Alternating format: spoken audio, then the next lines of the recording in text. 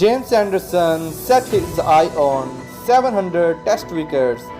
James Anderson का 600 test wicket पूरे करने के बाद भी संन्यास लेने का कोई इरादा नहीं। उन्होंने अपना अगला लक्ष्य तय कर लिया है जो कि 700 विकेट का है। इंग्लैंड के 38 वर्षीय तेज गेंदबाज जेम्स एंडरसन ने मंगलवार को पाकिस्तान के टेस्ट कप्तान अजहर अली को अपना शिकार बनाते ही अपना नाम इतिहास के पन्नों में हमेशा के लिए दर्ज कर लिया। वो टेस्ट क्रिकेट इतिहास में 600 विकेट झटकने वाले दुनिया के पहले तेज गेंदबाज हैं। एंडरसन से पहले मथाया मुरलीधरन 800, शेन वॉर्न 708 और अनिल कुंबले 619 ही इस मुकाम तक पहुंचने में सफल हुए हैं और तीनों ही स्पिन गेंदबाज हैं। 600 विकेट लेने की ऐतिहासिक उपलब्धि हासिल करने के बाद जेम्स एंडरसन ने कहा कि फिलहाल उनका संन्यास लेने का कोई इरादा नहीं।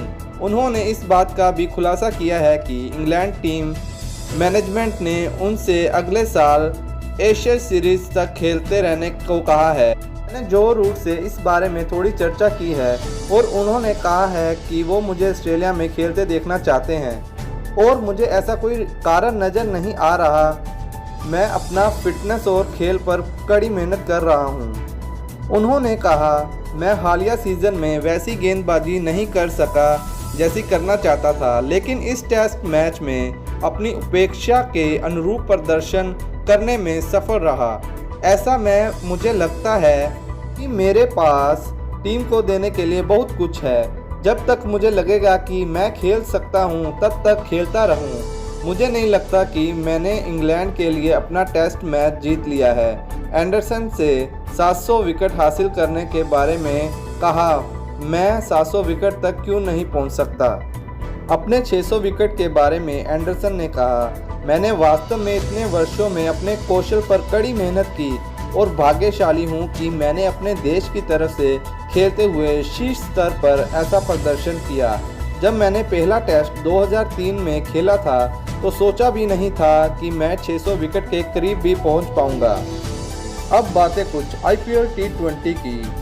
IPL 2020 में भारत के अनुभवी बल्लेबाज दिल्ली कैपिटल्स का हिस्सा होंगे। उन्होंने बताया कि इस बार क्या भूमिका होगी उनकी।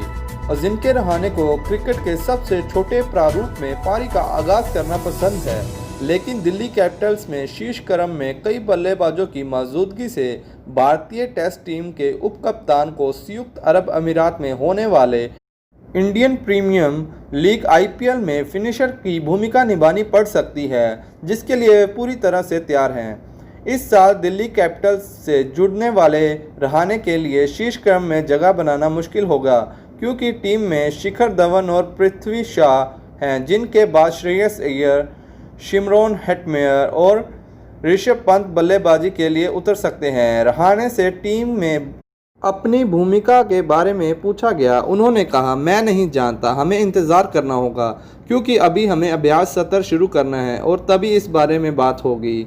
उन्होंने कहा, मैंने अपने पूरे करियर के दौरान पारी का आगाज़ किया और मैंने इसका पूरा लुत्फ़ उठाया, लेकिन ये पूरी तरह से टीम प्रबंधक पर निर्भर करेगा कि वे टीम में मुझे क्या भूमिका देना चाहते हैं।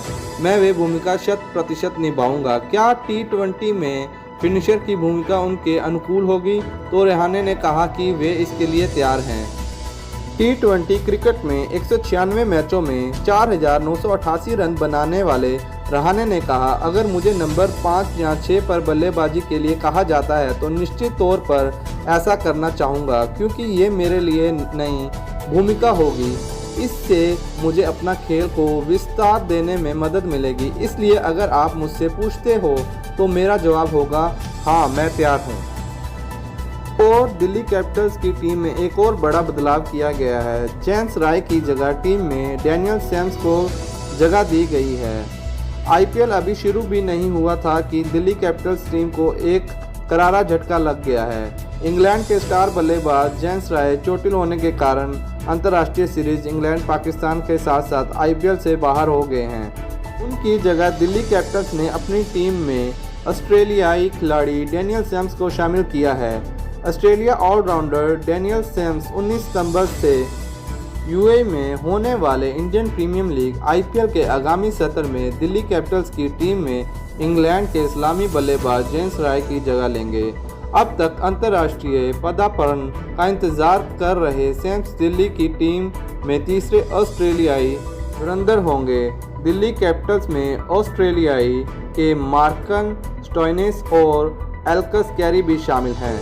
अब कुछ अपडेट बिजनेस के रिलेटेड। दिल्ली हाईकोर्ट ने अनिल अंबानी के खिलाफ दिवालिया प्रक्रिया रोकी। दिल्ली उच्च न्यायालय ने गुरुवार को रिलायंस कम्युनिकेशन आर्कम के चेयरमैन अनिल अंबानी के खिलाफ दिवालिया समाधान प्रक्रिया IRP पर रोक लगा दी। ये दिवालिया प्रक्रिया SBI द्वारा उसकी 2 फर्म के दिए गए 1200 करोड़ रुपए के कर्ज की वसूली के संबंध में शुरू की गई थी। अंबानी ने भारतीय स्टेट बैंक SBI द्वारा आर्कम और रिलायंस इंफ्रास्ट्रक्चर लिमिटेड RITL के दिए गए 565 करोड़ रुपए और 635 करोड़ रुपए के ऋण के लिए व्यक्तिगत गारंटी दी थी। न्यायमूर्ति विपिन सांघी और न्यायमूर्ति रजनीश भटनागर की पीठ ने दिवालिया एवं ऋण शोधन अक्षमता कानून IBC के तहत IRP पर रोक लगाने के साथ ही अगली सुनवाई तक अंबानी पर अपनी संपत्तियों या कानूनी अधिकारों और हितों के हस्तांतरण, किसी को देने, ऋण लेने या बेचने पर रोक लगा दी।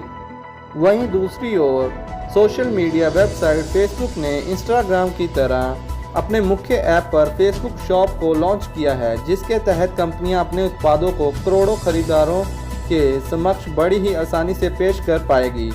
फेसबुक ने सभी अमेरिकी व्यवसायों व निर्माताओं के लिए इंस्टाग्राम पर चेकआउट फीचर को और भी अधिक बेहतर बनाने का ऐलान किया है। चेकआउट ऐप को छोड़े बिना ही इंस्टाग्राम या फेसबुक के अंदर बने रहकर यूज़र को खरीदारी करने की सुविधा प्रदान करता है और इसमें आपके भुगतान संबंधी जानकारियों को भी याद रखा जाता है। और हम जल्द ही मिलेंगे न्यू अपडेट के साथ। तब तक आप बने रहिए अपने चैनल अल्फा न्यूज़ के साथ। तब तक के लिए गुड नाइट।